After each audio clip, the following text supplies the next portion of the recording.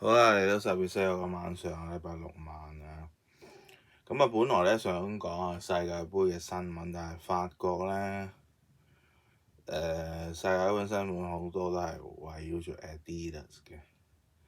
咁不如講 Adidas 啦，巴黎嘅世界盃啦。咁啊，譬如就係出咗世界盃嘅波啦嚇，2026年世界盃嘅波係 Adidas 啦，叫做 Chionda 好似咁上下個名嚇，出咗個波啦嚇 Adidas。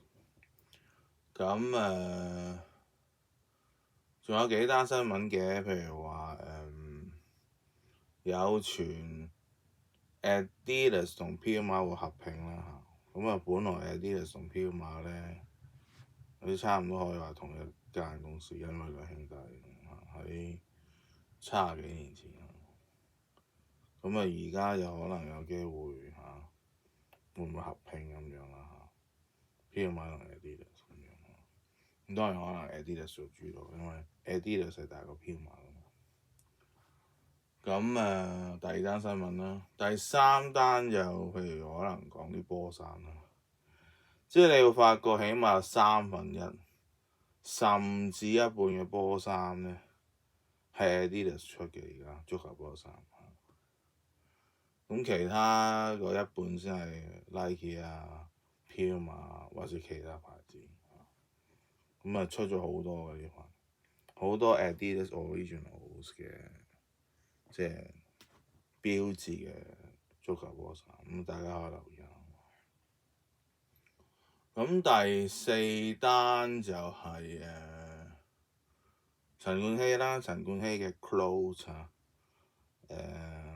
同 Adidas 嘅合作啦，其中一對咧係 Pro Model 啊，係冬天嘅 work boots 嚟嘅嚇，改裝成為張 Pro Model 嚇，咁就係北半球冬天啦，唔係南半球冬天啦，要講下啦，因為我哋唔知道咧嚇，阿 Edison 咧同Adidas 咧會合作幾耐，咁啊呢啲都係好有紀念價值嘅嘢，特別啲女仔覺得好正，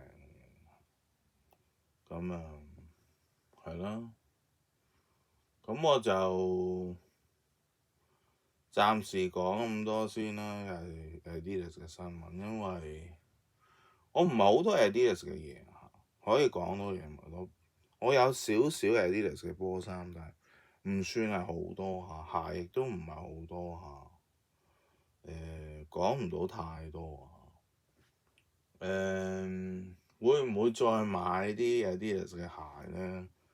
咁我就睇下點先啦嚇，因為如果你講 Adidas 嘅鞋咧，理論上咧係窄啲嘅，Puma 啊 Nike 啲闊啲嚇。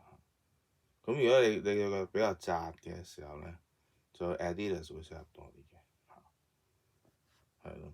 咁我自己本身比較闊啲對腳，所以我唔係太多 Adidas 嘅鞋。咁如果你講波衫就可能20幾年前踢波嘅時候都係有著 Adidas 嘅波衫嘅。咁呢件就德國隊啦嚇，125週年啦。咁出咗樣㗎啦，德國隊2026年版嘅波衫啊，不過唔知係咪 final 嗰個 version 啊。係咯。